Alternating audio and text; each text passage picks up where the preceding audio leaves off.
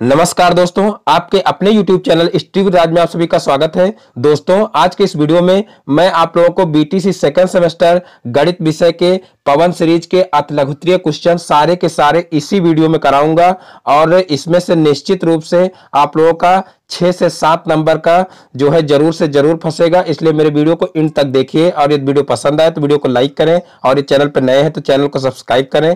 तो चलिए देखते हैं आज का पहला क्वेश्चन। देखिए, पहला क्वेश्चन है अभाज्य संख्याएं क्या हैं? अभाज्य संख्याएं क्या हैं? तो देखिए इसका उत्तर हो जाएगा वह संख्याएं जो केवल एक और स्वयं से ही पूरी पूरी विभाजित होती है अभाज्य संख्याएं कहलाती हैं। वह संख्याएं जो एक और स्वयं के अलावा किसी अन्य संख्या से न कटे वह क्या कहलाती हैं? अभाज्य संख्याएं कहलाती हैं। देखिए अभाज्य संख्याएं कौन कौन सी होती हैं? जैसे 2 है, 3 है, 7 है, 5 है, 11 है, ये सब क्या है? अभाज्य संख्याएं हैं। यहां पर देखिए 2 आगे नहीं दिया हुआ है, 2 भी जो है अभाज्य संख्या होती है। यानी कि अगर सबसे छोटी अभाज्य संख्या पूछी जाए तो सबसे छोटी अभाज्य संख्या कौन सी होती है?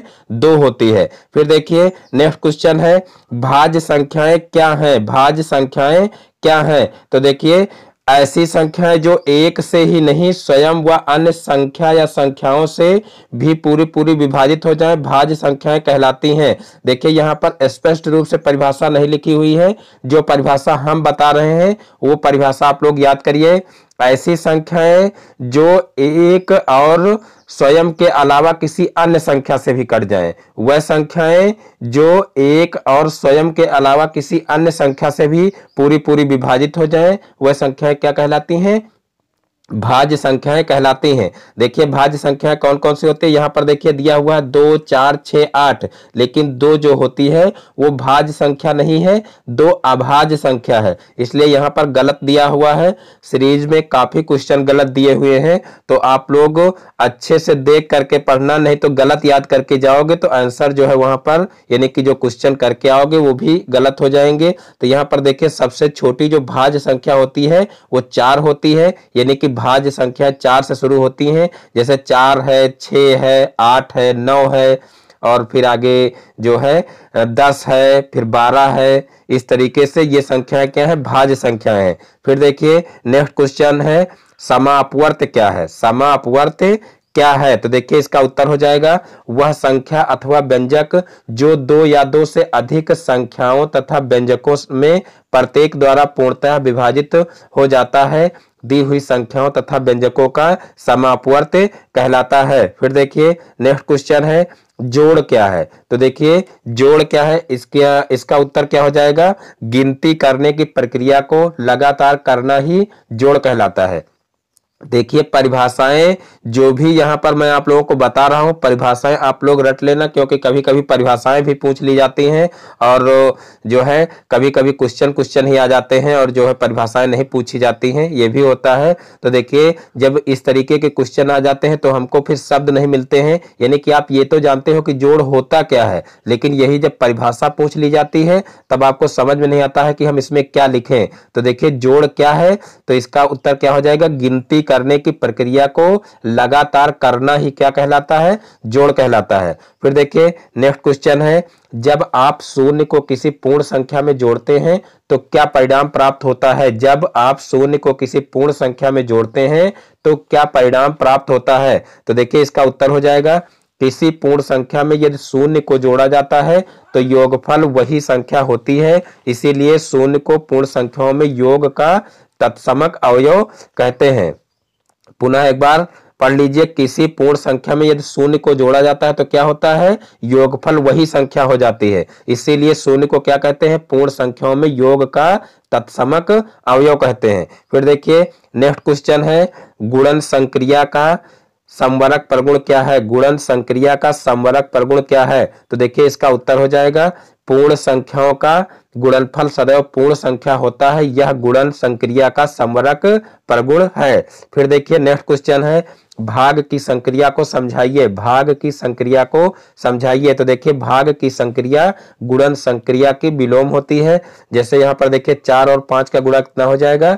20 हो जाएगा और 20 को जो है 4 से भाग करेंगे तब 5 आएगा। तो इस प्रकार से भाग की संक्रिया गुणन संक्रिया का विलोम होती है। फिर देखिए नेक्स्ट क्वेश्चन है, संख्या पद्धति किसे कहते हैं? संख्या पद्धति किसे कहते हैं? तो देखिए अंकों से संबंधित संख्याओं की जानकारी को संख्या पद्धति कहते हैं। अंकों से संबंधित संख्याओं की जानकारी को क्या कहते हैं? संख्या पद्धति कहते हैं। फिर देखिए नेक्स्ट क्वेश्चन है, गुणन का तत्समक अवयव किसे कहते हैं? गुणन का तत्समक अवयव किसे कहते हैं? तो देखिए एक को गुणन का तत्समक अवयव कहते हैं। देखिए जोड़ का तत्समक अवयव और गुणन का तत्समक अवयव दोनों में से एक क्वेश्चन पूछ लिया जाता है। तो देखिए जोड़ का तत्समक अवयव क्या होगा? 0 होगा और गुणन का तत्समक अवयव क्या होगा?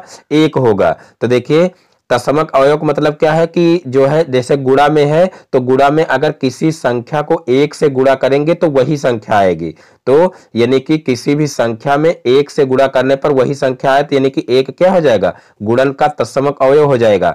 और योग का तत्समक अवयव क्या होगा? 0 होगा, क्योंकि किसी भी संख्या में जब 0 को जोड़ेंगे तब भी स्वयं वही संख्या आएगी। तो इसलिए जोड़ का तत्समक अवयव क्या हो जाएगा? 0 हो जाएगा और गुणन का तत्समक अवयव क्या हो जाएगा? 1 हो जाएगा। फिर देखिए नेक्स्ट क्वेश्चन है, साहचर्य परगुण क्या है? साहचर्य परगुण क्या है? तो देखिए 3 पूर्ण संख्याओं को जोड़ते समय किन्हीं 2 का समूह पहले बना लेने से योगफल में कोई असर नहीं पड़ता है। पूर्ण संख्याओं में यह योग संक्रिया का साहचर्य परगुण है। फिर देखिए नेक्स्ट क्वेश्चन है, प्राकृतिक संख्याएं क्या हैं? प्राकृतिक संख्याएं क्या है? तो देखिए इसका उत्तर हो जाएगा, गिनने के लिए प्रयुक्त होने वाली संख्याएं 1 2 3 4 डॉट डॉट ये सब क्या है? गणन संख्याएं अथवा प्राकृतिक संख्याएं कहलाती हैं।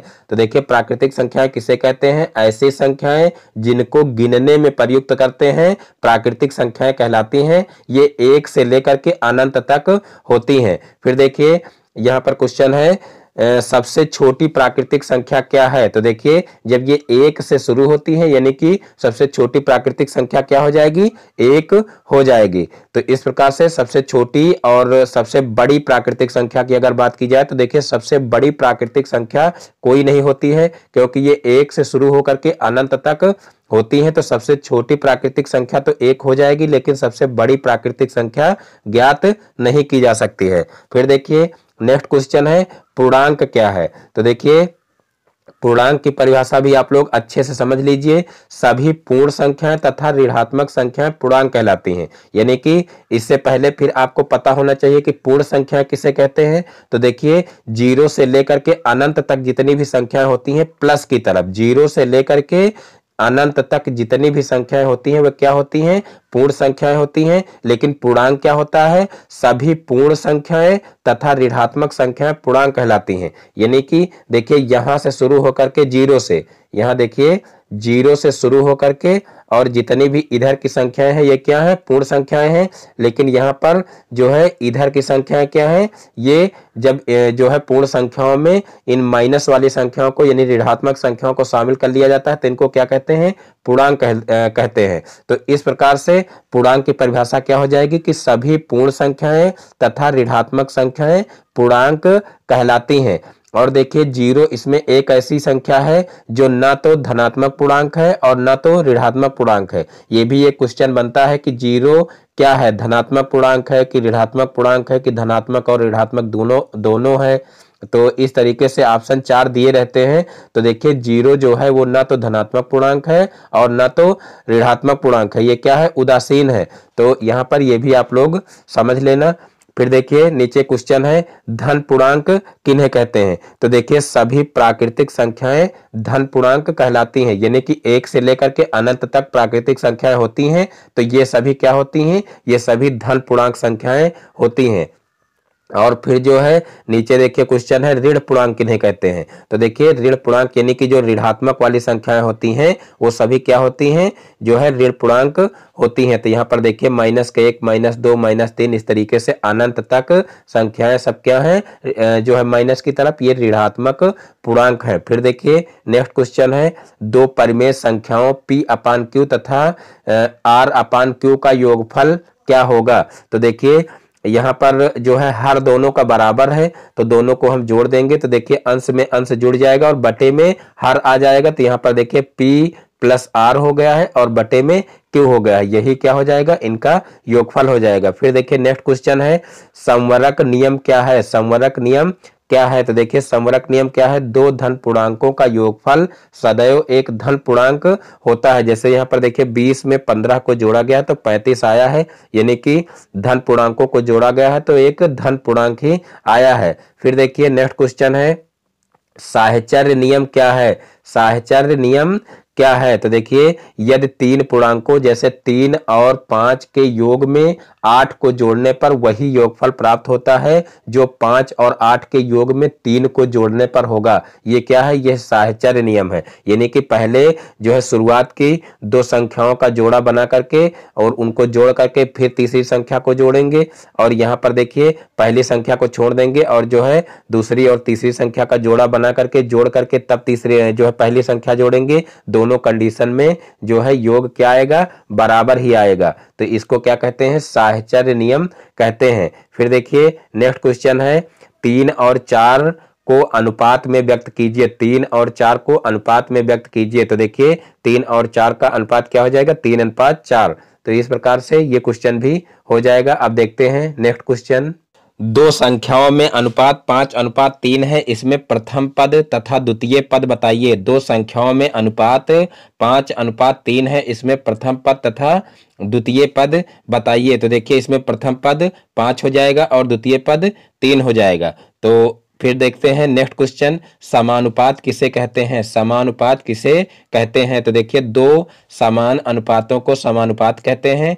इसे दर्शाने के लिए देखिए इस चिन्ह का प्रयोग किया जाता है। फिर देखते हैं नेक्स्ट क्वेश्चन, समानुपात में कितने पद होते हैं? समानुपात में कितने पद होते हैं? तो देखिए इसका उत्तर हो जाएगा 4। फिर देखिए नेक्स्ट क्वेश्चन है, मिश्र अनुपात किसे कहते हैं? मिश्र अनुपात किसे कहते हैं? तो देखिए इसका उत्तर हो जाएगा, अनुपातों को निरूपित करने वाली भिन्नों को गुणा करने पर प्राप्त गुणनफल उन अनुपातों का मिश्रित अनुपात कहते हैं। फिर देखिए नेक्स्ट क्वेश्चन है, समानुपात के भेद बताइए। समानुपात के भेद बताइए। तो देखिए सरल अनुपात, मिश्र अनुपात, ये है समानुपात के भेद। फिर देखिए नेक्स्ट क्वेश्चन है, मिश्र अनुपात किसे कहते हैं? मिश्र अनुपात किसे कहते हैं? तो देखिए ऊपर भी मिश्र अनुपात बताया गया है, यहाँ पर देखिए दूसरी तरीके से इसकी परिभाषा दी हुई है। देखिए जब 3 या 3 से अधिक राशियां दी हों और उनमें से एक राशि का परिवर्तन 2 या 2 से अधिक राशियों पर निर्भर हो तो मिश्र अनुपात कहलाता है। फिर देखिए नेक्स्ट क्वेश्चन है, सजातीय व्यंजक किन्हें कहते हैं? सजातीय व्यंजक किन्हें कहते हैं? तो देखिए इसका उत्तर हो जाएगा, एक ऐसा बहुपद व्यंजक जिसमें केवल एक चर x हो सजातीय व्यंजक कहलाता है। देखिए x यहाँ पर लिखा हुआ लेकिन x जरूरी नहीं है, यानी कि एक चर होना चाहिए, चाहे x हो चाहे y हो या चाहे जो हो, तो एक चर होना चाहिए। तो क्या कहलाता है? वो सजातीय व्यंजक कहलाता है। ऐसे बहुपद व्यंजक में दूसरा चर नहीं होता है। तो यहाँ पर देखिए उदाहरण के लिए दिया हुआ है 3x² + 2x - 6 = 0। फिर देखिए नेक्स्ट क्वेश्चन है, विजातीय व्यंजक क्या होते हैं? विजातीय व्यंजक क्या होते हैं? तो देखिए ऐसे बहुपदीय व्यंजक जिनमें अलग अलग चर होते हैं विजातीय व्यंजक कहलाते हैं। जैसे देखिए दो व्यंजक यहाँ पर दिए हुए हैं, एक में x दिया हुआ और एक में y दिया है, तो ये दोनों व्यंजक क्या है? ये विजातीय व्यंजक हैं। फिर देखिए नेक्स्ट क्वेश्चन है, समीकरण क्या है? तो देखिए एक समीकरण समता सूचक चिन्ह युक्त बीजीय व्यंजक पर एक प्रतिबंध है जिसमें चर की किसी विशिष्ट मान के लिए व्यंजक के दोनों पक्षों का मान समान होता है।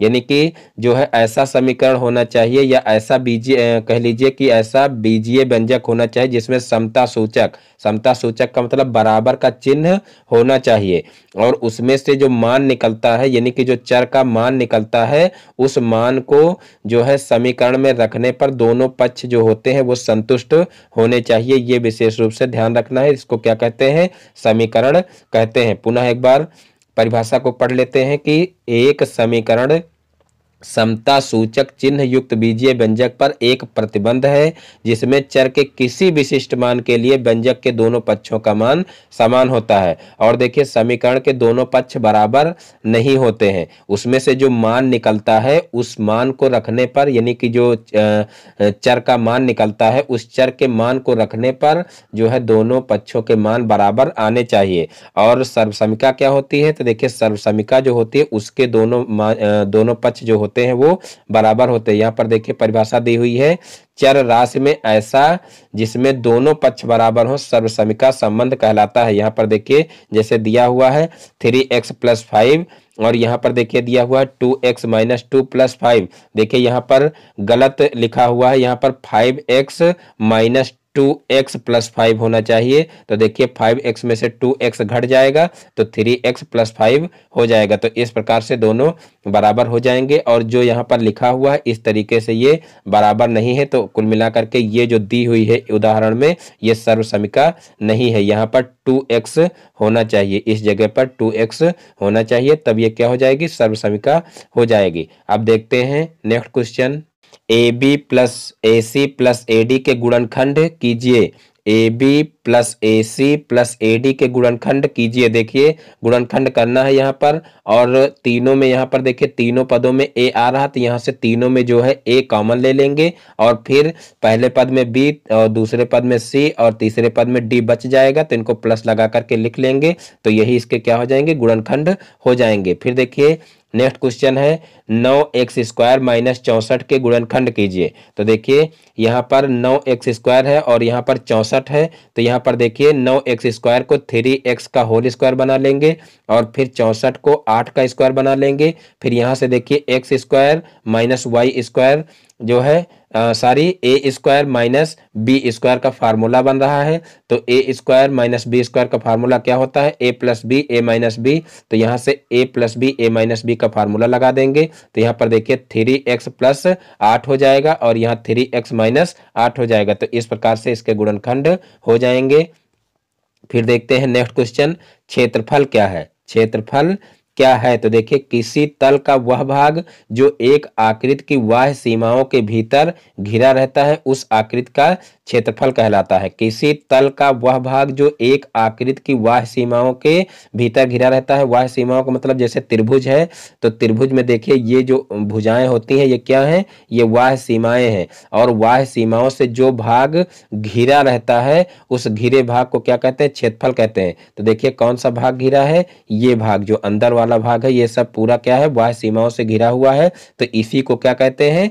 जो है उस आकृति का क्षेत्रफल कहते हैं। फिर देखिए नेक्स्ट क्वेश्चन है, क्षेत्रफल का मात्रक क्या है? तो देखिए क्षेत्रफल का मात्रक होता है वर्ग इकाई, यानी कि जिसमें भी जो है क्षेत्रफल दिया हुआ है, जैसे मीटर में दिया हुआ है तो वर्ग मीटर लिखेंगे, सेंटीमीटर में जो है माप दी हुई है तो हम जो है क्षेत्रफल को वर्ग सेंटीमीटर में लिखेंगे।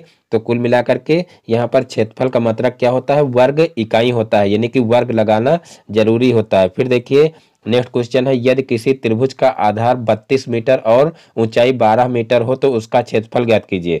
यदि किसी त्रिभुज का आधार 32 मीटर और ऊंचाई 12 मीटर हो तो उसका क्षेत्रफल ज्ञात कीजिए। तो देखिए यहाँ पर ऊंचाई और आधार दिया हुआ है। अब जो है त्रिभुज का क्षेत्रफल का फार्मूला लगा देंगे। तो देखिए त्रिभुज के क्षेत्रफल का फार्मूला होता है 1/2 इंटू आधार गुणे ऊंचाई। तो यहाँ पर देखिए 1/2 और जो है आधार दिया हुआ है 32 और ऊंचाई दी हुई है 12। तो यहाँ पर आधार की जगह पर 32 और ऊंचाई की जगह पर 12 लिख लेंगे। फिर यहाँ पर देखिए 2 से जो है इसको भाग करेंगे तो यहाँ पर देखिए 16 दूना 32 हो जाएगा, यानी कि यहाँ पर 2 से इसको काटेंगे 16 दूना 32 हो जाएगा और फिर 12 और 16 का गुणा कर लेंगे। तो इस प्रकार से 192 वर्ग मीटर हमारा आंसर आ जाएगा। फिर देखिए नेक्स्ट क्वेश्चन है, यदि एक समचतुर्भुज के विकर्ण 26 सेंटीमीटर व 12 सेंटीमीटर हो तो समचतुर्भुज का क्षेत्रफल बताइए। तो देखिए यहाँ पर सीधे से फार्मूला लगा देंगे, क्षेत्रफल बराबर 1/2 विकर्णों का गुणनफल। देखिए इस क्वेश्चन को जो है कल के वीडियो में बताया भी गया है और यहाँ पर पुनः आप लोग देख लीजिए क्षेत्रफल बराबर 1/2 गुणे विकर्णों का गुणनफल। तो देखिए 1/2 और विकर्ण देखिए क्या दिए हुए हैं, 26 एक दिया हुआ है और दूसरा जो है 12 दिया हुआ है, तो गुणे में 26 और 12 लिख लेंगे। तो यहाँ पर देखिए 2 से इसको कैंसिल कर देंगे, तो यहाँ 13 दूना 26 होता है, तो 13 आ जाएगा। और फिर 13 और 12 का गुणा कर लेंगे, तो 13 और 12 का जब गुणा करेंगे तो 156 वर्ग सेंटीमीटर हमारा आंसर आ जाएगा। फिर देखते हैं नेक्स्ट क्वेश्चन। तो देखिए नेक्स्ट क्वेश्चन है, एक घन की कोर 14 सेंटीमीटर है तो उसका आयतन ज्ञात करो। एक घन की कोर 14 सेंटीमीटर है तो उसका आयतन ज्ञात करो। कोर का मतलब देखिए, जैसे मान लीजिए ये एक घन है और इस घन की जो है एक कोर दी हुई है, यानी कि एक कोर का मतलब कोई भी एक लंबाई चौड़ाई या ऊंचाई कुछ भी दे दिया जाए तो देखिए घन की लंबाई चौड़ाई और ऊंचाई सब बराबर होती है। तो एक कोर का मतलब चाहे ये दे दिया जाए, चाहे ये दे दिया जाए, चाहे ये दे दिया जाए, कोई भी एक भुजा दे दी जाए तो उसी को क्या कहते हैं, घन की कोर कहते हैं। तो एक कोर 14 सेंटीमीटर दी हुई है तो उसका आयतन ज्ञात करना है। तो देखिए जो है घन के आयतन का फार्मूला क्या होता है, भुजा क्यूब होता है। तो यहाँ मान लीजिए कि जो है घन की एक भुजा ए है तो यहाँ पर क्या हो जाएगा, ए क्यूब हो जाएगा। अब ए की जगह पर देखिए एक कोर की वैल्यू दी हुई है 14, तो ए की जगह पर 14 रख देंगे तो 14 का क्यूब हो जाएगा। अब यहाँ पर देखिए 14 का क्यूब करेंगे यानी 14 गुणे 14 गुणे 14 कर देंगे, तो यहाँ पर देखिए इनका जब गुणा करेंगे तो यहाँ पर 2744 घन सेंटीमीटर आंसर इसका आ जाएगा। फिर देखिए नेक्स्ट क्वेश्चन है, आयत किसे कहते हैं, इसका क्षेत्रफल तथा परिमाप ज्ञात करने का सूत्र बताइए। आयत किसे कहते हैं, इसका क्षेत्रफल तथा परिमाप ज्ञात करने का सूत्र बताइए। बहुत ही इंपॉर्टेंट क्वेश्चन है। तो देखिए इसका उत्तर क्या हो जाएगा, आयत एक चार भुजाओं की आकृति है जिसकी आमने सामने की भुजाएं बराबर होती हैं तथा इसका प्रत्येक कोण समकोण होता है। आयत एक चार भुजाओं की आकृति है जिसकी आमने सामने की भुजाएं बराबर होती हैं तथा इसका प्रत्येक कोण समकोण होता है। यानी कि आयत इस तरीके का होता है, देख लीजिए यहाँ पर देखिए इसकी आमने सामने की भुजाएं इस तरीके से बराबर होती हैं, यानी कि ये भुजा जो होती है इस भुजा के बराबर होती है और ये भुजा जो है वो इस भुजा के बराबर होती है और इसके प्रत्येक कोण जो होते हैं वो क्या होते हैं, वो समकोण होते हैं, यानी कि 90 डिग्री के होते हैं। ये होती है आयत की परिभाषा। और फिर आयत के क्षेत्रफल का फार्मूला क्या होता है, तो देखिए आयत के क्षेत्रफल का फार्मूला होता है लंबाई गुणे ऊंचाई, सारी लंबाई गुणे चौड़ाई, और आयत का परिमाप क्या होता है, 2 लंबाई प्लस चौड़ाई। इसको आप लोग विशेष रूप से ध्यान रखना। आयत का क्षेत्रफल क्या होता है, लंबाई गुणे चौड़ाई, और आयत का परिमाप क्या होता है, 2 लंबाई प्लस चौड़ाई। यहाँ पर देखिए ब्रैकेट के अंदर लंबाई प्लस चौड़ाई होता है और जो है यानी कि लंबाई और चौड़ाई को जोड़ करके 2 से गुणा कर दीजिए तो आयत का परिमाप निकल आएगा। अब देखते हैं नेक्स्ट क्वेश्चन। तो देखिए नेक्स्ट क्वेश्चन है, वर्ग क्या है, इसका क्षेत्रफल ज्ञात करने का सूत्र बताइए। वर्ग क्या है, इसका क्षेत्रफल ज्ञात करने का सूत्र बताइए। तो देखिए सबसे पहले तो हम देख लेते हैं कि वर्ग कैसे बनेगा। तो देखिए वर्ग इस तरीके का बनेगा, आयत और वर्ग में थोड़ा सा अंतर होता है। देखिए जो आयत होता है उसकी चारों भुजाएं बराबर नहीं होती हैं, उसकी केवल आमने सामने की भुजाएं बराबर होती हैं, लेकिन जो वर्ग होता है इसकी चारों भुजाएं बराबर होती हैं। और देखिए आयत का भी प्रत्येक कोण 90 डिग्री का होता है, यानी कि समकोण होता है, और जो वर्ग होता है इसका भी प्रत्येक कोण जो होता है वो क्या होता है, समकोण होता है। तो यहाँ पर देखिए जो है वर्ग की परिभाषा देख लेते हैं और फिर वर्ग के क्षेत्रफल और परिमाप का फार्मूला देख लेते हैं। तो यहाँ पर देखिए चार भुजाओं से घिरी ऐसी आकृति जिसकी चारों भुजाएं समान हो तथा प्रत्येक कोण समकोण हो क्या कहलाता है, वर्ग कहलाता है। और फिर वर्ग का क्षेत्रफल का फार्मूला क्या होता है, भुजा स्क्वायर। तो यहाँ पर भुजा मान लीजिए ए है तो यहाँ पर ए स्क्वायर लिख सकते हैं। फिर यहाँ पर देखिए वर्ग का परिमाप बराबर क्या होता है, 4 गुणे भुजा, यानी कि देखिए परिमाप का मतलब क्या होता है, चारों भुजाओं की माप। तो देखिए इसकी चारों भुजाएं बराबर होती हैं, इसलिए चाहे आप भुजा प्लस भुजा प्लस भुजा प्लस भुजा यानी 4 बार चाहे जोड़ लीजिए और चाहे एक भुजा का 4 से गुणा कर दीजिए, बात वही है। तो यहाँ पर 4 गुणे भुजा वर्ग का परिमाप होता है। तो यहाँ पर देखिए मान लीजिए भुजा ए है तो यहाँ पर 4a भी लिख सकते हैं। तो इस प्रकार से ये हो जाएगा वर्ग के क्षेत्रफल और परिमाप का फार्मूला। अब देखते हैं नेक्स्ट क्वेश्चन। तो देखिए नेक्स्ट क्वेश्चन है त्रिभुज का क्षेत्रफल ज्ञात करने का सूत्र बताइए। त्रिभुज के क्षेत्रफल को ज्ञात करने का सूत्र बताइए। तो देखिए त्रिभुज के क्षेत्रफल का फार्मूला होता है 1/2 आधार गुणे ऊंचाई। त्रिभुज का क्षेत्रफल बराबर 1/2 आधार गुणे ऊंचाई। फिर देखिए नेक्स्ट क्वेश्चन है अवर्गीकृत आंकड़े क्या है। अवर्गीकृत आंकड़े क्या हैं? तो देखिए इसका उत्तर हो जाएगा ऐसे अव्यवस्थित आंकड़े जिनको देखकर तुरंत कोई निष्कर्ष निकालना संभव नहीं होता है, अवर्गीकृत आंकड़े कहलाते हैं। जैसे आप लोग देखे होंगे, देखिए संख्याएं आगे पीछे सब दी हुई होती हैं। जैसे मान लीजिए छोटी और बड़ी संख्याएं साथ में दी हुई हैं तो एक क्रम से नहीं दी हुई होती हैं। कोई छोटी संख्या पहले लिखी हुई, बड़ी संख्या बाद में लिखी हुई, कहीं बड़ी संख्या पहले लिखी हुई, छोटी संख्या बाद में लिखी हुई। तो इस प्रकार से ये जो आंकड़े होते हैं ये क्या होते हैं? अवर्गीकृत आंकड़े होते हैं। क्योंकि ऐसे आंकड़ों को जब हम सवाल लगाने बैठते हैं तो सबसे पहले हम क्या करते हैं, इनको आरोही क्रम में लिख लेते हैं और आरोही क्रम में लिखने के बाद ही हम कोई डिसीजन जो है कर पाते हैं। यानी कि अगर हमको कुछ क्वेश्चन को कुछ हल करना है, कोई चीज निकालनी है, तो सबसे पहले हम क्या करेंगे, आरोही क्रम में उनको लिखेंगे तभी उसमें कुछ कर पाएंगे। यानी कि आंकड़ों को हम देख करके तुरंत कोई निष्कर्ष नहीं निकाल पाते हैं। तो इन आंकड़ों को क्या कहते हैं? अव्यवस्थित आंकड़े कहते हैं। फिर देखिए जो है अव्यवस्थित आंकड़े या कह लीजिए अवर्गीकृत आंकड़े कहते हैं। फिर देखिए नेक्स्ट क्वेश्चन है वर्ग अंतराल किसे कहते हैं। तो देखिए वह समूह जिनके द्वारा आंकड़ों को विभक्त किया जाता है वर्ग अंतराल कहलाते हैं। वह समूह जिनके द्वारा आंकड़ों को विभक्त किया जाता है वर्ग अंतराल कहलाते हैं। उदाहरण स्वरूप के देख लीजिए, जैसे 0 से 5, 5 से 10, 10 से 15, यानी कि इस प्रकार से जो है इनको विभक्त कर लिया जाता है और इनके अंतर्गत जो भी आंकड़े आते हैं उनके सामने लिख दिया जाता है। फिर देखिए नेक्स्ट क्वेश्चन है बारंबारता क्या है। बारंबारता क्या है? तो देखिए दिए गए आंकड़ों में आने वाली प्रत्येक आंकड़े की कुल संख्या उस आंकड़ों की बारंबारता कहलाती है। दिए गए आंकड़ों में आने वाले प्रत्येक आंकड़े की कुल संख्या उस आंकड़ों की बारंबारता कहलाती है। जैसे मान लीजिए आंकड़े दिए हुए हैं, बहुत सारी संख्याएं दी हुई हैं, उसमें मान लीजिए 5 5 5 इस तरीके से जो है 6 बार मान लीजिए आया है, तो 6 बार आया है तो देखिए इसकी बारंबारता क्या हो जाएगी, इसकी बारंबारता 6 हो जाएगी। यानी कि 5 जो है वो कितनी बार आया है, 6 बार आया है। लेकिन कहा जाए बहुलक क्या होगा, देखिए बारंबारता और बहुलक में अंतर है।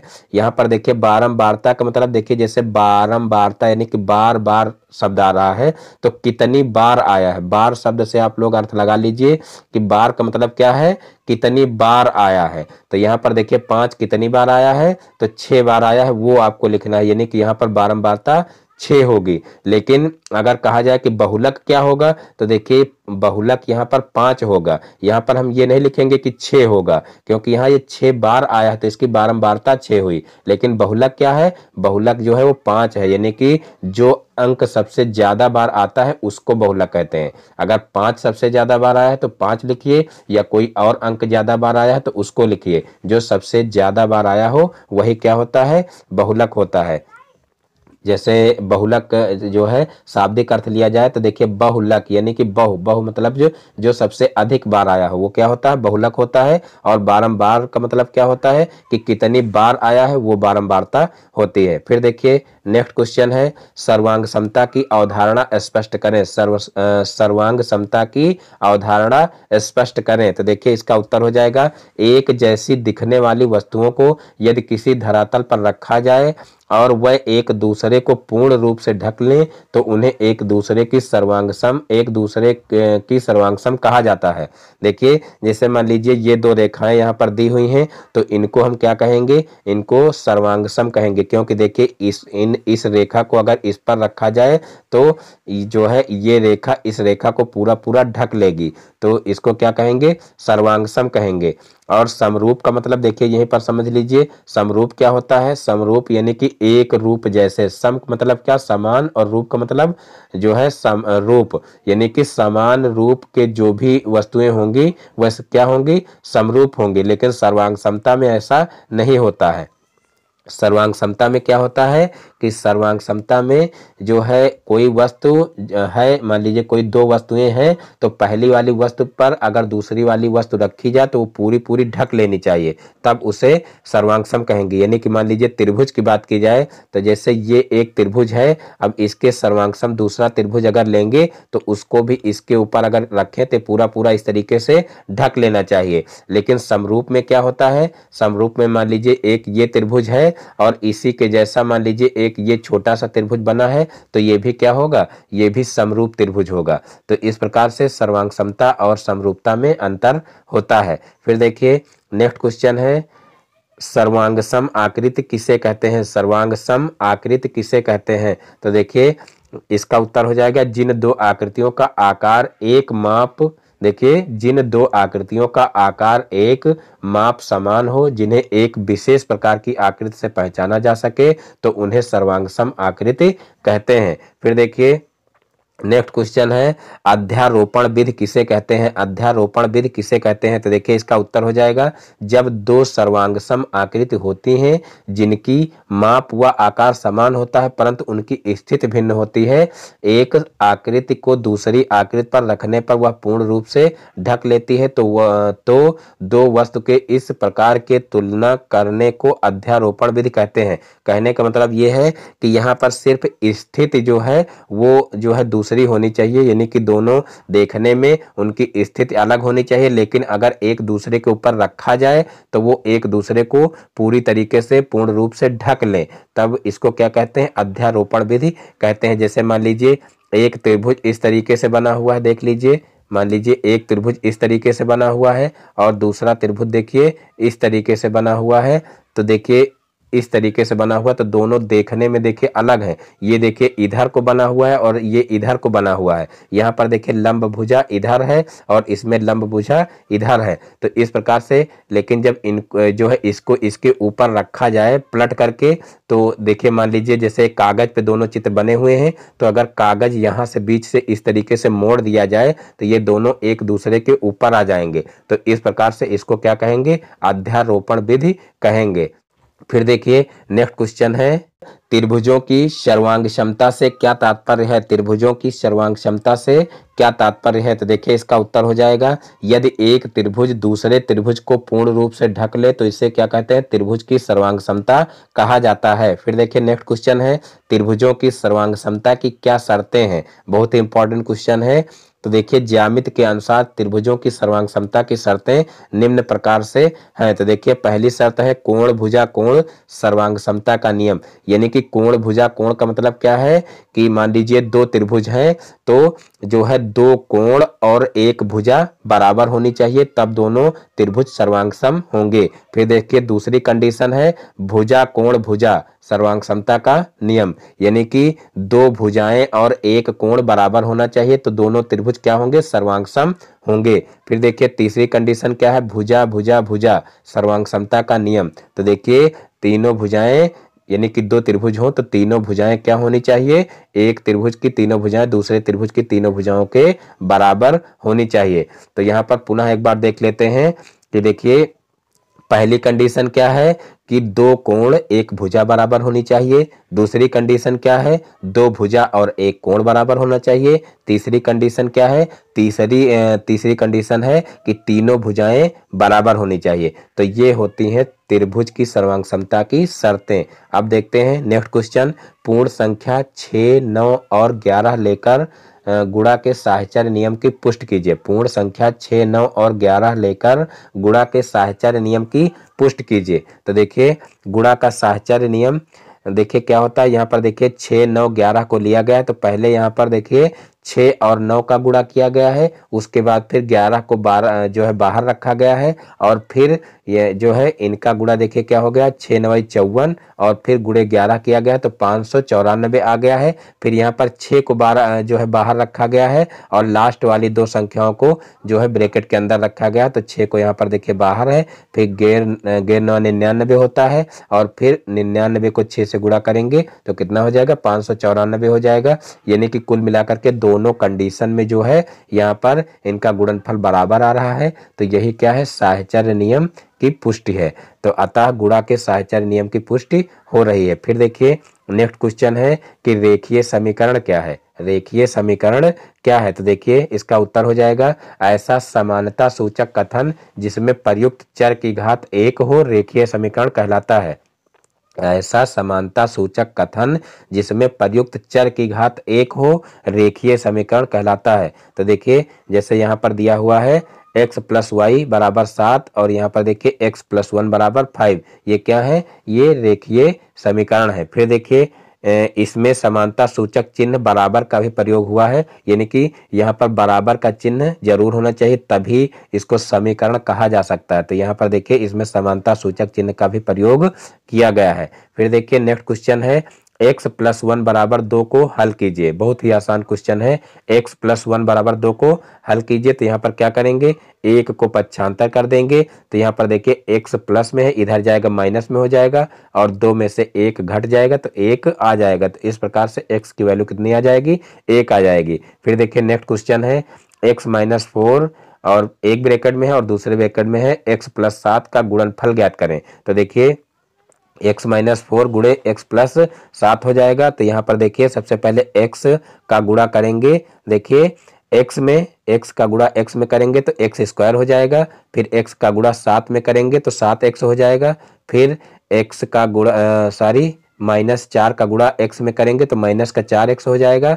फिर -4 का 7 में करेंगे तो 7 चौक 28 यानी -28 हो जाएगा। और फिर देखिए यहाँ पर x स्क्वायर हो जाएगा और जो है 7x में से 4x घट जाएगा तो 3x बचेगा और फिर -28 हो जाएगा।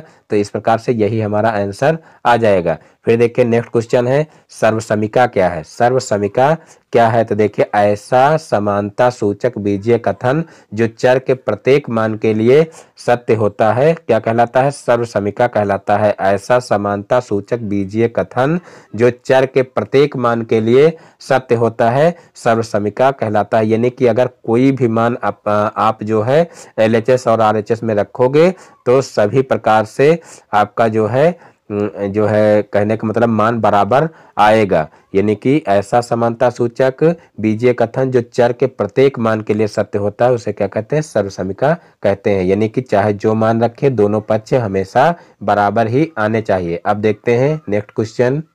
तो देखिए नेक्स्ट क्वेश्चन है 2 × x + 1 बराबर 2x + 2 सर्वसमीका है अथवा नहीं। बहुत ही इंपॉर्टेंट क्वेश्चन है, इस टाइप का क्वेश्चन भी परीक्षा में पूछा जाता है। यानी कि सर्वसमीका है या समीकरण, इस टाइप के क्वेश्चन पूछे जाते हैं।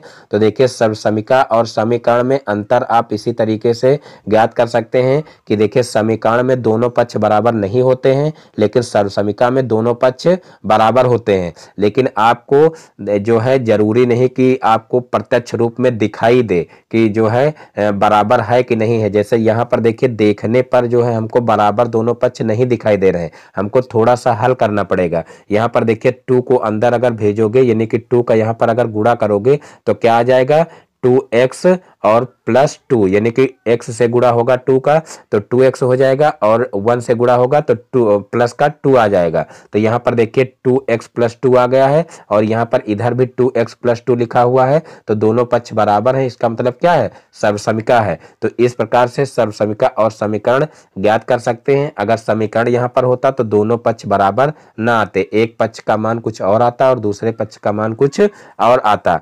देखिए इस टाइप से भी ज्ञात किया जा सकता है। और यहाँ पर दूसरी विधि दी हुई है कि आप 1 2 3 इस तरीके से मान रख करके भी देख सकते हैं। अगर सर्वसमीका होगा तो चाहे जो मान आप रखो दोनों पक्ष बराबर आएंगे और समीकरण में ऐसा नहीं होगा। कोई मान तो रखने पर हो सकता है कि आपके दोनों पक्ष बराबर हो जाए लेकिन कोई मान आप रखोगे तो दोनों पक्ष बराबर नहीं होंगे। यानी कि सर्वसमीका में जो मान चर का आता है वही मान रखने पर दोनों पक्ष संतुष्ट हो सकते हैं। अगर कोई अपनी तरफ से कोई मान रखोगे तो दोनों पक्ष संतुष्ट नहीं होंगे, यानी दोनों पक्ष बराबर नहीं आएंगे। और यहाँ पर देखिए x का मान 1 अपनी तरफ से रखा गया है तो यहाँ पर देखिए 4 = 4 आ गया है। और जो है यहाँ पर x = 2 अपनी तरफ से रखा गया तब भी यहाँ 6 = 6 आ गया है। इसका मतलब ये क्या है, इसका मतलब ये सर्वसमिका है। अतः प्रत्येक दशा में दायां पक्ष बराबर बायां पक्ष है, अतः सर्वसमिका है। अब देखते हैं नेक्स्ट क्वेश्चन कि सर्वसमिकाओं का प्रयोग करके 51 का स्क्वायर का मान ज्ञात कीजिए। ये क्वेश्चन भी आप लोगों को कल हल करवाया गया था। सर्वसमिका का प्रयोग करके 51 का स्क्वायर का मान ज्ञात कीजिए। तो यहाँ पर देखिए 51 को 2 अंकों में तोड़ लेंगे, 50 प्लस जो है 1 कर लेंगे और इसका होल स्क्वायर कर देंगे। तो देखिए यहाँ पर a प्लस बी का होल स्क्वायर बन रहा है। मैंने बताया था कि 51 का स्क्वायर जैसे है आपको लगाना है, तो यहाँ पर 51 गुणे 51 से नहीं हल करना है। इस तरीके से हल करोगे तो आपका उत्तर तो यही आएगा, लेकिन आपको मार्क नहीं मिलेंगे, यानी कि आपको नंबर नहीं मिलेंगे। तो यहाँ पर जैसे सर्वसमिका का प्रयोग करके कहा गया है, तो आपको निश्चित रूप से इसी तरीके से क्वेश्चन को करना है। तो यहाँ पर देखिए 50 प्लस 1 का होल स्क्वायर किया गया है, तो यहाँ पर a square plus B square plus 2ab कर दिया गया है। अब यहाँ पर 50 का स्क्वायर क्या हो जाएगा, तो यहाँ पर 25 यानी कि 2500 हो जाएगा, और फिर देखिए 50 गुणे 2 यानी कि 100 हो जाएगा, और फिर यहाँ पर 1 का स्क्वायर 1 हो जाएगा। अब इन सभी को जोड़ेंगे तो कितना हो जाएगा, 2601 आ जाएगा। अब यहाँ पर नेक्स्ट क्वेश्चन देखते हैं, X cube Y minus X Y cube का गुणनखंड ज्ञात कीजिए। तो देखिए कैसे इसको हल करेंगे, तो देखिए X cube Y minus X Y cube बराबर दिया हुआ है एक्स वाई, यानी कि यहाँ पर देखिए एक्स वाई कॉमन ले लिया गया, क्योंकि दोनों में देखिए एक्स वाई कॉमन मिल रहा है, तो एक्स वाई कॉमन हो गया है।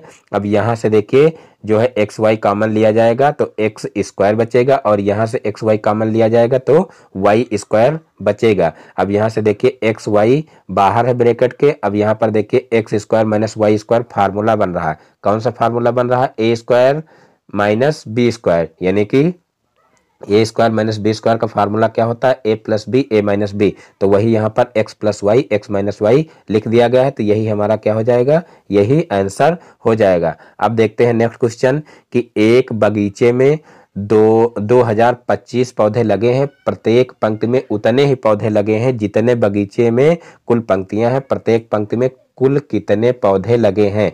एक बगीचे में 2025 पौधे लगे हैं, प्रत्येक पंक्ति में उतने ही पौधे लगे हैं जितने बगीचे में कुल पंक्तियां हैं। प्रत्येक पंक्ति में कुल कितने पौधे लगे हैं। ये क्वेश्चन कई बार आप लोगों को लगवाया गया है। यहाँ पर देखिए मान लीजिए प्रत्येक पंक्ति में लगे पौधों की संख्या हम x मान लेंगे, और प्रत्येक पंक्ति में उतने ही पौधे लगे हैं जितने पंक्ति में पौधे हैं। तो यहाँ पर देखिए जो है x मान लेंगे, तो यहाँ पर x स्क्वायर बराबर कितना हो जाएगा, जो है 2025 हो जाएगा, और फिर यहाँ पर x बराबर क्या हो जाएगा, अंडर रूट 2025 हो जाएगा, और फिर जब 2025 का जो है वर्गमूल निकालेंगे तो कितना आ जाएगा, 45 आ जाएगा। तो इस प्रकार से प्रत्येक पंक्ति में पौधों की संख्या 45 ही आंसर हमारा आ जाएगा। फिर देखते हैं नेक्स्ट क्वेश्चन, एक वर्गाकार तार का क्षेत्रफल 144 वर्ग सेंटीमीटर है, इसे मोड़कर एक आयत बनाया गया है। यदि आयत की लंबाई 16 सेंटीमीटर हो तो आयत की चौड़ाई ज्ञात कीजिए। ये क्वेश्चन भी आप लोगों को लगवाया गया है। यहाँ पर देखिए आयत की चौड़ाई कितनी है, 9 सेंटीमीटर है। यहाँ पर देखिए 2015 के पेपर में इसको सॉल्व कराया गया है। जिन लोगों को इस क्वेश्चन को लगाने में कोई प्रॉब्लम हो तो वहाँ पर सॉल्यूशन आप लोग 2015 के प्रीवियस पेपर में आप लोग देख सकते हैं। यहाँ पर आप लोगों को हल नहीं करवाया जाएगा, क्योंकि यहाँ पर सॉल्यूशन नहीं दिया हुआ है और स्क्रीन पर हल करवाने में थोड़ा लंबा जाएगा, इसलिए हल नहीं किया जा रहा है। अगर जिनको देखने की आवश्यकता है तो 2015 के प्रीवियस ईयर के पेपर में आप लोग देख सकते हैं। फिर देखिए नेक्स्ट क्वेश्चन है, एक कक्षा में 3x square plus 5x minus 9 बालक एवं x square plus 5x plus 4 बालिकाएं पढ़ती हैं। कक्षा में बालकों की संख्या बालिकाओं की संख्या से कितनी अधिक है। कक्षा में बालकों की संख्या बालिकाओं की संख्या से कितनी अधिक है, यानी कि बालकों की संख्या ज़्यादा है और बालिकाओं की संख्या कम है। तो यहाँ पर हम क्या करेंगे कि बालकों की संख्या कितनी अधिक है ये हमको निकालना है। तो हम क्या करेंगे कि बालकों की संख्या में से बालिकाओं की संख्या को घटा देंगे, तो वही काम यहाँ पर किया गया है। तो देखिए बालकों की संख्या जो थी वो यहाँ पर उतार लिए हैं, फिर यहाँ पर माइनस क्या हो जाएगा, बालिकाओं की संख्या हो जाएगा। तो माइनस यहाँ पर बालिकाओं की संख्या लिख दी गई है।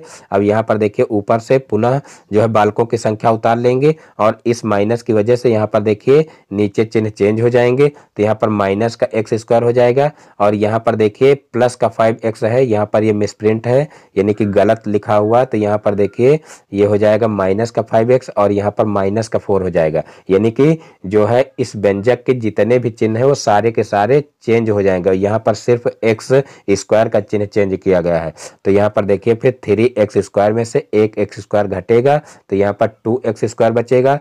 फिर देखिए एक्स स्क्वायर वाला पद हो गया। अब 5x और 5x देखिए यहाँ पर 5x प्लस का है और यहाँ पर माइनस का है, दोनों आपस में कैंसिल हो जाएंगे।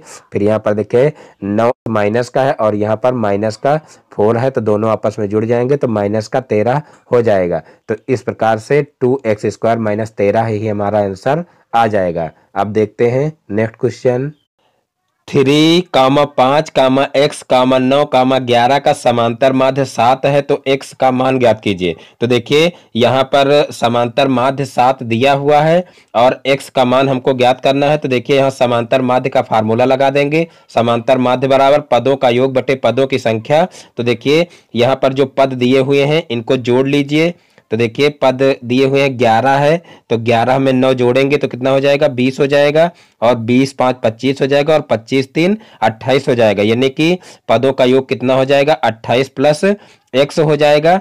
और देखिए जो है पदों की संख्या कितनी है, तो कुल पद है देखिए 5, तो यहाँ बटे में 5 हो जाएगा और समांतर माध्य 7 है तो यहाँ पर 7 हो जाएगा। और फिर यहाँ पर देखिए यहाँ पर तिर्यक गुणा हो जाएगा, यहाँ पर इसके बटे में 1 कर लीजिए तो यहाँ पर तिर्यक गुणा हो जाएगा। तो यहाँ पर देखिए 28 प्लस x बराबर कितना हो जाएगा, 7 पचे 35, तो यहाँ पर 35 हो जाएगा।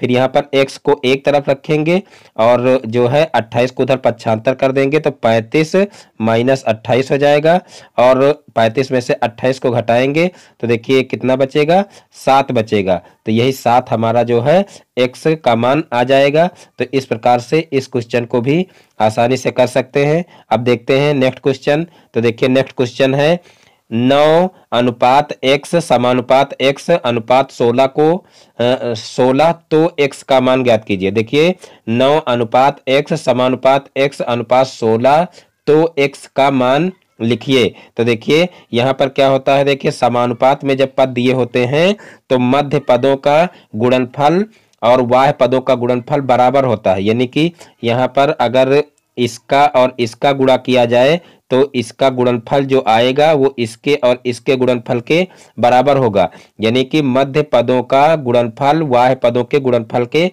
बराबर होता है। तो वही यहाँ पर नियम लगा देंगे और जो है x की वैल्यू निकाल लेंगे। तो यहाँ पर देखिए हो जाएगा, देखिए x का x से गुणा करेंगे तो x स्क्वायर हो जाएगा और बराबर देखिए 16 और 9 का गुणा करेंगे तो 16 9 144 हो जाएगा। और फिर यहाँ पर देखिए x को जो है यहाँ पर देखिए x का जो स्क्वायर है इसको हटाएंगे तो इधर रूट लग जाएगा, तो रूट लगेगा तो रूट के अंदर हो जाएगा 144 और 144 का वर्गमूल निकालेंगे तो कितना आ जाएगा, 12 आ जाएगा। तो इस प्रकार से x की वैल्यू 12 आ जाएगी।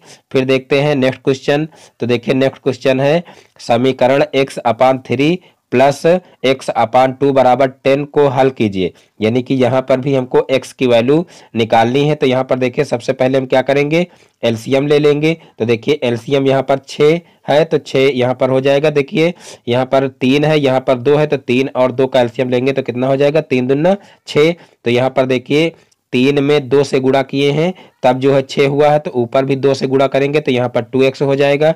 और देखिए 2 में 3 से गुणा किए हैं तब 6 हुआ है, तो ऊपर भी 3 से गुणा करेंगे तो 3x हो जाएगा। तो इस प्रकार से ऊपर अंश में 2x प्लस 3x हो जाएगा और बटे में 6 हो जाएगा और बराबर में 10 है तो 10 रहेगा। अब क्या करेंगे, इस 10 को जो है उधर भेज देंगे तो यहाँ पर देखिए एक तरफ हो जाएगा 5x और 10 को उधर पक्षांतर करेंगे तो जो है 6 को उधर पक्षांतर करेंगे तो जो है 6 उधर जाएगा तो 10 के साथ में गुणा करेगा तो 10 छक्का 60 हो जाएगा। और फिर 5 को भी उधर भेज देंगे तो 5 जो है इधर x के साथ में गुणा कर रहा तो उधर जाएगा तो भाग करेगा तो 60/5 हो जाएगा। और फिर 60 को 5 से भाग देंगे तो देखिए 12 पंचे 60 होता है, यानी कि x की वैल्यू यहाँ पर 12 आ जाएगी। तो इस प्रकार से ये क्वेश्चन भी हल हो जाएगा। अब देखते हैं नेक्स्ट क्वेश्चन। तो देखिए नेक्स्ट क्वेश्चन है, चित्र में त्रिभुज ABC और त्रिभुज PQR दो समरूप त्रिभुज हैं। यदि BC बराबर 2 सेंटीमीटर, AB बराबर 3 सेंटीमीटर और QR बराबर 3 सेंटीमीटर तो भुजा PQ की माप ज्ञात कीजिए। देखिए ऊपर क्वेश्चन में बता दिया गया है कि त्रिभुज ABC और त्रिभुज PQR दो समरूप त्रिभुज हैं। और फिर जो है क्या किया गया है, यहाँ पर देखिए चित्र भी बने हुए हैं। ये दोनों त्रिभुज जो हैं वो समरूप त्रिभुज हैं।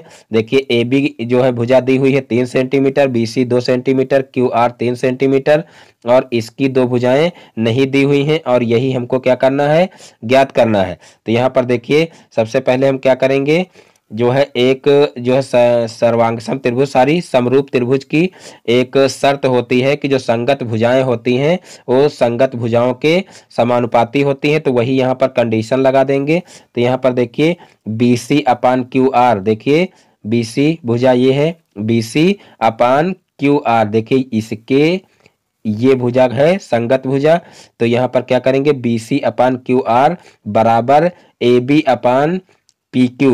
AB देखिए कौन सी है, AB ये है और PQ ये है, यानी कि इसके संगत भुजा ये हो जाएगी और इसके संगत भुजा ये हो जाएगी। तो इस प्रकार से ये जो है समानुपाती हैं। तो इस तरीके से लिख लेंगे अनुपात में, उसके बाद फिर इनका मान रख देंगे। तो यहाँ पर BC बराबर देखिए 2 सेंटीमीटर है, 2 सेंटीमीटर रख देंगे और QR देखिए 3 सेंटीमीटर है तो 3 सेंटीमीटर रख देंगे। फिर AB जो है वो कितना है, देखिए AB 3 सेंटीमीटर है तो AB 3 सेंटीमीटर रख देंगे। और PQ हमको ज्ञात करना है क्योंकि PQ यहाँ पर देखिए नहीं दिया हुआ है। तो 3 भुजाएं दी हुई हैं, अब 3 भुजाओं में जो है 3 भुजाओं के मान रख देंगे और चौथी भुजा जो है इससे निकाल लेंगे। तो यहाँ पर देखिए तिर्यक गुणा सबसे पहले करेंगे। तो तिर्यक गुणा करेंगे तो यहाँ पर देखिए 2x हो जाएगा और 3 का गुणा होगा तो 3 त्रिक का 9 हो जाएगा। और फिर इस 2 को क्या करेंगे, इधर पक्षांतर कर देंगे। तो इधर देखिए गुणा कर रहा था तो उधर जाएगा भाग करेगा। फिर यहाँ पर देखिए 3 त्रिक का 9/2 हो जाएगा। अब 9 को 2 से भाग करेंगे तो 4.5 आ जाएगा, यानी कि 4.5 आ जाएगा। तो इस प्रकार से x की वैल्यू निकल आएगी। अब देखते हैं नेक्स्ट क्वेश्चन। तो देखिए नेक्स्ट क्वेश्चन है, सबसे छोटी पूर्ण संख्या लिखिए। सबसे छोटी पूर्ण संख्या लिखिए। तो देखिए सबसे छोटी पूर्ण संख्या कौन सी होती है, 0 होती है, क्योंकि पूर्ण संख्याएं जो होती हैं वो 0 से शुरू होकर के अनंत तक जाती हैं, यानी कि सबसे छोटी पूर्ण संख्या 0 होती है लेकिन सबसे बड़ी पूर्ण संख्या ज्ञात नहीं की जा सकती है। फिर देखिए नेक्स्ट क्वेश्चन है, निम्नलिखित में से या निम्नलिखित में समीकरण तथा सर्वसमीका छांटकर उत्तर पुस्तिका में लिखिए। यानी कि यहाँ पर देखिए 2 समीकरणें दी हुई हैं या कह लीजिए 2 सर्वसमीकाएं दी हुई हैं और इनमें से हमको सर्वसमीका और समीकरण छांटना है कि कौन सी सर्वसमीका है, कौन से समीकरण। हमको पहले से पता नहीं है कि कौन सी समीकरण है और कौन सी सर्वसमीका है। तो यहाँ पर देखिए अभी हम इससे पहले ये क्वेश्चन आप लोगों को हल करा चुके हैं। देखिए इसका अंदर गुणा करेंगे तो 2x + 2 हो जाएगा और इधर भी 2x + 2 है। इसका मतलब ये क्या है, ये सर्व समीका है क्योंकि इसके LHS और RHS बराबर हैं। और यहाँ पर देखिए 2x - 1 है और यहाँ पर बराबर में x है, तो इसको जो है बराबर नहीं कहा जा सकता, या कह लीजिए कि ये बराबर नहीं है, इसके दोनों पक्ष बराबर नहीं है, इसलिए ये क्या हो जाएगा, ये हो जाएगा समीकरण। तो ऊपर वाली जो है वो हो जाएगी सर्व समीका और नीचे वाली जो है ये 2 नंबर की ये हो जाएगी समीकरण। फिर देखते हैं नेक्स्ट क्वेश्चन। तो देखिए नेक्स्ट क्वेश्चन है, 83 के अंकों को परस्पर बदलने में प्राप्त संख्या को मूल संख्या से घटाने पर कौन सी संख्या मिलती है। बहुत ही इंपॉर्टेंट क्वेश्चन है और बहुत आसान भी है। 83 के अंकों को परस्पर बदलने में प्राप्त संख्या को मूल संख्या से घटाने पर कौन सी संख्या मिलती है। तो यहाँ पर देखिए 83 के अंकों को अगर हम परस्पर चेंज करेंगे तो क्या बनेगा, देखिए 3 आगे आ जाएगा और 8 पीछे चला जाएगा, यानी कि 38 हो जाएगा। और कहा गया है फिर 38, यानी कि 38 को क्या करना है, यानी कि जो प्राप्त संख्या है, तो प्राप्त हुई संख्या कौन सी 38 है, 38 को मूल संख्या से घटाने पर, तो देखिए मूल संख्या हमारी 83 थी, तो 83 में से 38 को घटाएंगे तो कितना आ जाएगा, 45 आ जाएगा। तो यही हमारा आंसर हो जाएगा। अब देखते हैं नेक्स्ट क्वेश्चन। तो देखिए नेक्स्ट क्वेश्चन है, समीकरण -4x+3 बराबर 6 -6x-18 को हल कीजिए। तो देखिए ये क्वेश्चन भी कल आप लोगों को हल करवाए हैं, यानी कि कल के वीडियो में ये क्वेश्चन था। तो देखिए इसको कैसे करेंगे। यहाँ पर देखिए जो है जो चर पद हैं उनको एक तरफ कर लेंगे और जो अचर पद हैं उनको एक तरफ कर लेंगे। तो यहाँ पर देखिए 6x था, तो यहाँ पर देखिए 6x इधर ही रखेंगे और इधर जो है इसको पक्षांतर कर लेंगे तो प्लस का 4x हो जाएगा। और इधर 3 प्लस का था तो इधर जो है 18 जो है उसको इधर ले आएंगे तो प्लस का 18 हो जाएगा। और फिर जो है 18 और 3 को जोड़ देंगे तो 21 हो जाएगा। और यहाँ पर 6x में से 4x घटा देंगे तो यहाँ पर कितना हो जाएगा, माइनस का 2x हो जाएगा। फिर x को एक तरफ रखेंगे और इस 2 को भी पक्षांतर कर देंगे। तो देखिए 2 को पक्षांतर करेंगे तो यहाँ पर देखिए x बराबर माइनस का 21/2 हो जाएगा। देखिए जो ये माइनस वाला 2 है ये उधर जाएगा तो जो है 21 के आगे चाहे माइनस लगा दीजिए और चाहे 2 के आगे माइनस लगा दीजिए, यानी कि बात एक ही है। चाहे ऊपर माइनस रखिए चाहे नीचे, आपका माइनस में आंसर आएगा, ये क्लियर है। तो यहाँ पर देखिए माइनस का 21/2 हमारा आंसर आ जाएगा। अब देखते हैं नेक्स्ट क्वेश्चन। तो देखिए नेक्स्ट क्वेश्चन है, एक कक्ष की लंबाई 11 मीटर, चौड़ाई 8 मीटर और ऊंचाई 5 मीटर है। कक्ष की चारों दीवारों का क्षेत्रफल ज्ञात कीजिए। चारों दीवारों का क्षेत्रफल ज्ञात करना है तो देखिए इसके लिए क्या फार्मूला लगाएंगे। यहाँ पर देखिए चारों दीवारों का क्षेत्रफल बराबर 2 लंबाई प्लस चौड़ाई गुणे ऊंचाई, ये फार्मूला लगा देंगे। तो यहाँ पर देखिए लंबाई और चौड़ाई और ऊंचाई दी हुई है तो यहाँ पर लंबाई चौड़ाई और ऊंचाई का मान रख लेंगे। तो यहाँ पर 2 लंबाई देखिए 11 दी हुई तो 11 लिख लेंगे, प्लस चौड़ाई 8 दी हुई तो 8 लिख लेंगे और गुणे ऊंचाई 5 दी हुई तो 5 लिख लेंगे। तो यहाँ पर 11 में 8 जोड़ेंगे तो 19 आएगा और 19 का 2 से गुणा करेंगे तो 38 हो जाएगा और गुणे में 5 है तो यहाँ पर 38 गुणे 5 हो जाएगा। तो देखिए 5 से 38 का गुणा करेंगे तो 190 वर्ग मीटर आ जाएगा। फिर देखते हैं नेक्स्ट क्वेश्चन। तो देखिए नेक्स्ट क्वेश्चन है, x² + 1/x² का मान ज्ञात कीजिए जबकि x + 1/x बराबर 2। तो देखिए यहाँ पर क्या करेंगे, यहाँ पर सबसे पहले हम इसका जो है स्क्वायर कर लेंगे। तो देखिए इसका जब हम स्क्वायर करेंगे तो देखिए क्या होगा, देख लीजिए। यहाँ पर इसका जब स्क्वायर करेंगे, देखिए ये यहाँ पर गलत लिखा हुआ है तो इधर हम स्क्वायर किए दे रहे हैं। देखिए a + b का होल स्क्वायर का फार्मूला बन रहा है तो यहाँ पर हो जाएगा x² प्लस हो जाएगा x² प्लस 1/x² और फिर प्लस 2 × x और इंटू 1/x, ये हो जाएगा। तो यहाँ पर देखिए x कैंसिल हो जाएगा तो प्लस का 2 केवल बचेगा, यानी कि यहाँ पर देखिए इतने का हमको जो है मान ज्ञात करना है, इतने का मान ज्ञात करना है। यहाँ पर केवल प्लस का 2 बचेगा तो देखिए इस 2 को क्या करेंगे, पक्षांतर कर देंगे। तो यहाँ पर देखिए यहाँ पर थोड़ा सा मिसप्रिंट है, यहाँ पर देखिए स्क्वायर यहाँ पर नहीं लिखा हुआ है तो यहाँ पर देखिए इतना ही अभी आया था तो इस 2 को इधर पक्षांतर करेंगे और इसके जो है इसका मान जो है यहाँ पर 2 दिया हुआ है तो इसकी जगह पर 2 का मान रख लेंगे। तो यहाँ पर देखिए 2 का स्क्वायर हो जाएगा तो 2 दूना 4 हो जाएगा और 4 में से फिर 2 घटेगा तो कितना हो जाएगा, 2 हो जाएगा। तो इस प्रकार से इस क्वेश्चन को भी किया जा सकता है। अब देखते हैं नेक्स्ट क्वेश्चन। तो देखिए नेक्स्ट क्वेश्चन है, परिमेय संख्या को माइनस देखिए परिमेय संख्या को -7/9 -5/21 और 2/-3 आरोही क्रम में लिखे।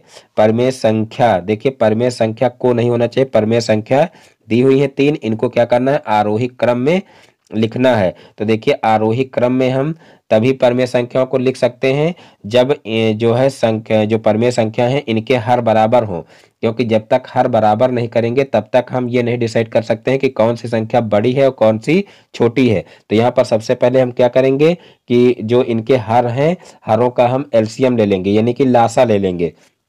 तो यहाँ पर देखिए 9, 21 और 3 का लासा क्या हो जाएगा, तो देखिए इनका लासा हो जाएगा 63।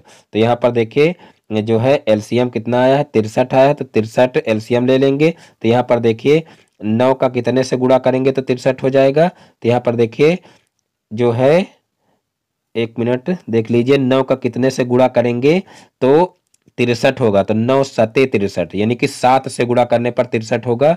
तो यहाँ पर देखिए ऊपर भी 7 से गुणा कर लेंगे तो कितना हो जाएगा, 7 सता 49 हो जाएगा। फिर 21 का किससे गुणा करेंगे तो 63 होगा, तो देखिए 21 तिहाई 63 होता है, तो ऊपर भी 3 से गुणा करेंगे तो 5 तिहाई 15 हो जाएगा।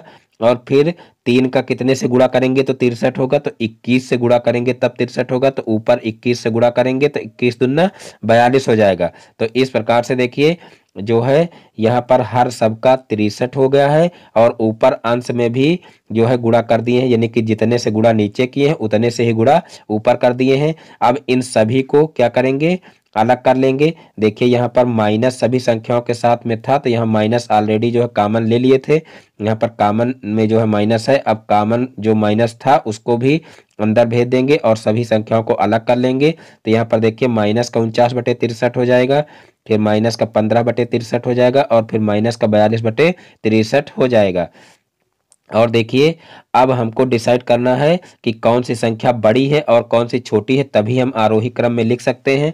तो देखिए हम इसमें देखेंगे, देखिए हर सबके बराबर हैं, तो ऊपर अंश से हम डिसाइड करेंगे कि कौन सी संख्या बड़ी है और कौन सी छोटी है। तो देखिए जिसका अंश बड़ा होगा वो संख्या बड़ी होगी, और जिसका अंश छोटा होगा वो संख्या छोटी होगी। लेकिन यहाँ पर जो संख्याएं अंश की हैं वो सभी माइनस में है, तो माइनस में आप लोगों को पता होगा कि माइनस में जो संख्या छोटी होती है वो बड़ी मानी जाती है, और जो बड़ी होती है वो छोटी मानी जाती है। तो यहाँ पर सबसे बड़ी संख्या क्या हो जाएगी, 15 हो जाएगी, और फिर जो है उसके बाद क्या हो जाएगी, 42 हो जाएगी, और उसके बाद फिर देखिए 49 हो जाएगी। यानी कि सबसे जो है बड़ी संख्या 42 होगी, फिर उससे छोटी जो है क्या 15 होगी, और फिर उससे छोटी जो है क्या होगी, 42 होगी, और फिर उससे छोटी जो है 49 होगी। तो यहाँ पर आरोही क्रम में हमको लिखना है, यानी कि हमको सबसे छोटी संख्या सबसे पहले लिखना है। तो सबसे छोटी संख्या क्या होगी, 49 होगी, फिर उससे बड़ी 42 वाली होगी, और फिर उससे बड़ी जो है 15 वाली होगी।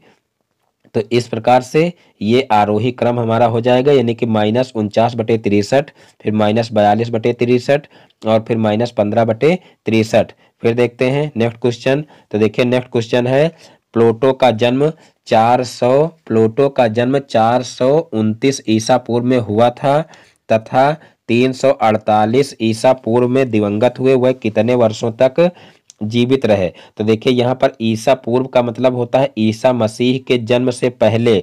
तो देखिए ईसा मसीह के जन्म से पहले यानी कि 429 वर्ष पहले जो है जन्म हुआ था, और जो है फिर वह जो है उनकी मृत्यु कब हुई, 348 ईसा पूर्व में। तो हमको क्या करना है कि वह कितने वर्षों तक जीवित रहे ये निकालना है। तो हम यहाँ 429 में से 348 को घटा देंगे तो 81 वर्ष आ जाएगा। तो इस प्रकार से ये क्वेश्चन भी हल हो जाएगा। अब देखते हैं नेक्स्ट क्वेश्चन। तो देखिए नेक्स्ट क्वेश्चन है, x और फिर ब्रैकेट में है y minus Z plus Y, फिर z minus X plus Z, और फिर ब्रैकेट में है x माइनस वाई का मान ज्ञात कीजिए। तो देखिए यहाँ पर हम क्या करेंगे, सबसे पहले ऊपर से इनको उतार लेंगे, उसके बाद फिर इनका अंदर गुणा कर देंगे। तो देखिए x का अंदर गुणा करेंगे तो एक्स वाई हो जाएगा, माइनस का एक्स जेड हो जाएगा। यहाँ पर इस y का गुणा करेंगे तो वाई जेड, और माइनस का वाई एक्स हो जाएगा। फिर इस z का अंदर गुणा करेंगे तो Z X minus Z Y हो जाएगा। अब यहाँ से देखिए एक्स वाई प्लस का है और ये एक्स वाई माइनस का है, फिर यहाँ पर एक्स जेड माइनस का है और यहाँ पर एक्स जेड प्लस का है, फिर यहाँ पर देखिए वाई जेड प्लस का है और यहाँ पर वाई जो है वाई जेड माइनस का है। तो इस प्रकार से सभी पद कट जा रहे हैं, इसका मतलब क्या आ जाएगा, 0 हमारा आंसर आ जाएगा। तो इस प्रकार से ये क्वेश्चन भी हल हो जाएगा। अब देखते हैं नेक्स्ट क्वेश्चन। तो देखिए नेक्स्ट क्वेश्चन है, एक रेलगाड़ी की चाल x² + 3x + 2 किलोमीटर प्रति घंटा है, तो वह x + 2 घंटे में कितनी दूरी तय करेगी।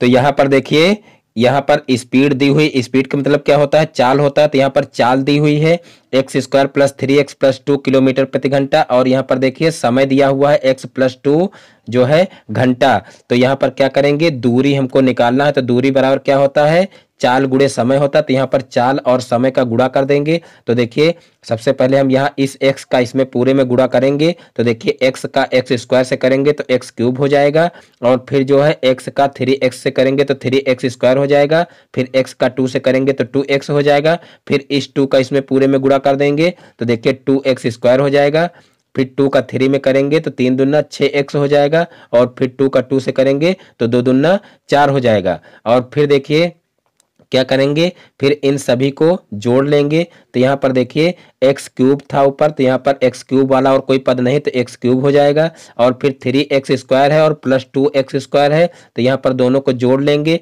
तो कितना हो जाएगा, 3 2 5x स्क्वायर हो जाएगा। फिर यहाँ पर देखिए 2x और 3x को जोड़ लेंगे तो कितना हो जाएगा, 8x हो जाएगा, और फिर प्लस का 4 हो जाएगा। तो इस प्रकार से यही हमारा आंसर हो जाएगा। अब देखते हैं नेक्स्ट क्वेश्चन। तो देखिए नेक्स्ट क्वेश्चन है, यदि x प्लस 1/x बराबर 5 हो तो x square plus 1/x square का मान ज्ञात कीजिए। तो यहाँ पर देखिए जो है x प्लस 1/x बराबर 5 दिया हुआ है, और x square plus 1/x square की वैल्यू हमको निकालना है। तो सबसे पहले हम क्या करेंगे, यहाँ पर x प्लस 1/x बराबर 5 यानी कि दोनों पक्षों का हम वर्ग कर लेंगे। तो यहाँ पर देखिए यहाँ पर दोनों पक्षों का वर्ग किया गया है, तो यहाँ पर सबसे पहले a square plus B square plus 2ab हो जाएगा, और 5 का स्क्वायर 25 हो जाएगा। फिर यहाँ पर x से x कैंसिल हो जाएगा, तो यहाँ पर देखिए कितना बचेगा, यहाँ पर बचेगा 2। यहाँ पर देखिए इधर जो है बचेगा 2, और इधर जो है इसको क्या करेंगे, पक्षांतर कर देंगे, और बाकी यहाँ से 1 बचेगा, तो 2 का 1 से गुणा होगा तो 2 ही आएगा, तो इसको उधर पक्षांतर करेंगे तो ये 25 के साथ में माइनस करेगा। तो यहाँ पर देखिए X square plus 1/x square बराबर 25 माइनस 2 हो जाएगा, और 25 में से 2 को घटाएंगे तो कितना हो जाएगा, 23 हो जाएगा। तो इस प्रकार से 23 ही इसका मान हो जाएगा, यानी कि हमको x square plus 1/x square की वैल्यू निकालनी थी, तो x square plus 1/x square की वैल्यू क्या आ जाएगी, 23 आ जाएगी। तो इस प्रकार से यही हमारा आंसर आ जाएगा। अब देखते हैं नेक्स्ट क्वेश्चन। तो देखिए नेक्स्ट क्वेश्चन है -9/11 के योगात्मक प्रतिलोम, -9/11 का योगात्मक प्रतिलोम ज्ञात कीजिए। तो देखिए -9/11 का योगात्मक प्रतिलोम क्या होगा, तो देखिए योगात्मक प्रतिलोम में क्या करते हैं, सिर्फ चिन्ह चेंज कर देते हैं। अगर कोई भी संख्या, वो चाहे ऐसे संख्या हो साधारण सी, और चाहे परिमेय संख्या हो, जो संख्या दी हुई हो सिर्फ उसका चिन्ह परिवर्तित कर देते हैं। अगर प्लस में है तो माइनस कर देते हैं, और माइनस में है तो प्लस कर देते हैं। तो यहाँ पर -9/11 है, तो इसका योगात्मक प्रतिलोम क्या हो जाएगा, जो है प्लस का 9/11 हो जाएगा। और जब गुणात्मक प्रतिलोम हो तब क्या करते हैं, तब इनका जो है, इनका जो हर है, हर को अंश बना देते हैं और अंश को हर बना देते हैं, यानी कि जो है संख्याओं को पलट देते हैं। तो यहाँ पर 9/11 है, जैसे इसका गुणात्मक प्रतिलोम हमको ज्ञात करना होता तो क्या हो जाता, 11/-9, यानी कि चिन्ह उसका नहीं चेंज होता, सिर्फ संख्याओं को पलट देते, ऊपर वाली संख्या नीचे आ जाती है और नीचे वाली संख्या ऊपर चली जाती है। लेकिन यहाँ पर योगात्मक प्रतिलोम पूछा गया है, तो यहाँ पर सिर्फ चिन्ह परिवर्तन कर देंगे बस। और फिर देखते हैं नेक्स्ट क्वेश्चन, एक त्रिभुज का क्षेत्रफल 48 सेंटीमीटर, एक त्रिभुज का क्षेत्रफल 48 वर्ग सेंटीमीटर है, यदि उसकी ऊंचाई 8 सेंटीमीटर हो तो त्रिभुज के आधार की माप बताइए। तो देखिए इसको कैसे करेंगे, तो देखिए डायरेक्ट यहाँ पर फार्मूला लगाएंगे कि त्रिभुज का क्षेत्रफल बराबर 1/2 आधार गुणे ऊंचाई। तो यहाँ पर देखिए आधार हमको निकालना है, ऊंचाई दी हुई है 8 और त्रिभुज का क्षेत्रफल दिया हुआ है 48। तो यहाँ पर त्रिभुज के क्षेत्रफल की जगह पर 48 लिख देंगे, और आधार को आधार ही रखेंगे और ऊंचाई की जगह पर 8 रख देंगे। फिर देखिए आधार को एक तरफ रखेंगे और बाकी संख्याओं को जो है पक्षांतर कर देंगे। तो यहाँ पर देखिए आधार के साथ में 8 गुणा कर रहा था तो इधर जाएगा तो भाग करेगा, और 2 जो है भाग कर रहा था तो उधर जाएगा गुणा करेगा। तो इस प्रकार से अब इनको हल कर लेंगे, तो 8 छंग 48 होता, तो ऊपर देखिए 6 आ जाएगा, और फिर 6 के साथ में 2 गुणा करेगा तो 6 दूनी 12 आ जाएगा। तो यहाँ पर 12 जो है हमारा आंसर आ जाएगा, यानी कि आधार कितना आ जाएगा 12, और सेंटीमीटर में दिया है तो कितना हो जाएगा 12 सेंटीमीटर। फिर देखते हैं नेक्स्ट क्वेश्चन। तो देखिए नेक्स्ट क्वेश्चन है -5 ब्रैकेट के अंदर है, फिर माइनस, फिर छोटे ब्रैकेट के अंदर है -45, फिर भागे -15, फिर प्लस -3, फिर गुणे 5 का मान ज्ञात कीजिए। तो देखिए इसको बोर्डमॉस रूल के हिसाब से करना है, इंपॉर्टेंट क्वेश्चन है। तो यहाँ पर देखिए सबसे पहले हम क्या करेंगे, इसमें सबसे पहले छोटे ब्रैकेट को हल करेंगे। तो यहाँ पर देखिए जो है माइनस का 5 है, तो माइनस के 5 को ब्रैकेट से बाहर करेंगे तो माइनस का 5 आएगा। और उसके बाद फिर देखिए माइनस का 45 है, तो माइनस का 45 भी ब्रैकेट से बाहर करेंगे तो क्या हो जाएगा, प्लस का 45 हो जाएगा, क्योंकि माइनस माइनस प्लस होता है। और फिर जो है यहाँ पर देखिए जो है इसका जब ब्रैकेट खोलेंगे तो यहाँ पर देखिए ब्रैकेट खोलेंगे तो माइनस का 15 हो जाएगा, और यहाँ पर भी माइनस का 3 हो जाएगा। और जो है 5 के साथ में इसका गुणा करेंगे तो 5 3 15, देखिए प्लस माइनस का गुणा माइनस होता है तो यहाँ माइनस का 15 हो जाएगा। और उससे पहले हम क्या करेंगे, यहाँ पर देखिए इनका भाग कर लेंगे, क्योंकि भाग को पहले किया जाता है। तो 45/15 हो जाएगा। देखिए 45 जो है वो माइनस में है और 15 भी माइनस में है, तो माइनस माइनस का गुणा प्लस होता है। तो 15 तिया 45, तो देखिए प्लस का 3 हो जाएगा, लेकिन आगे जो माइनस है इस माइनस की वजह से क्या हो जाएगा, माइनस का 3 हो जाएगा। तो यहाँ पर देखिए माइनस का 5 है तो यहाँ माइनस का 5 हो गया। फिर इतने का हल क्या हो जाएगा, इतना हल करेंगे तो माइनस का 3 आ जाएगा। फिर इतना हल करेंगे तो 5 तिया 15, माइनस का 15 आ जाएगा। और यहाँ पर देखिए यहाँ पर जो है एक चिन्ह छूट गया है, यहाँ पर जो है माइनस होना चाहिए, जो कि जो है बुक में नहीं दिया हुआ, यहाँ पर माइनस होना चाहिए। तो इस प्रकार से माइनस का 5, माइनस का 3, माइनस का 15 हो जाएगा। अब इन सभी को जोड़ेंगे, क्योंकि माइनस माइनस जुड़कर माइनस होते हैं। तो 15 3 कितना हो जाएगा, 15 3 18 और 18 5 23 हो जाएगा। तो इस प्रकार से माइनस का 23 हमारा आंसर आ जाएगा। तो इस प्रकार से पवन सीरीज के जितने भी अतिलघुत्तरीय क्वेश्चन थे वो सारे के सारे क्वेश्चन अतिलघुत्तरीय आज के जो है वीडियो में हल करवा दिए गए हैं। मैं उम्मीद करता हूं कि ये वीडियो आप लोगों को पसंद आया होगा। दोस्तों यदि हमारा वीडियो पसंद आया हो तो वीडियो को लाइक करें, और इस चैनल पर नए हैं तो चैनल को सब्सक्राइब करें और बेल आइकन को भी प्रेस कर लें, जिससे हमारे आगे आने वाले वीडियो का नोटिफिकेशन आपके मोबाइल पर सबसे पहले पहुंचे। फिर मिलते हैं अपने नेक्स्ट वीडियो में एक नए टॉपिक के साथ में। तब तक के लिए जय हिंद, वंदे मातरम।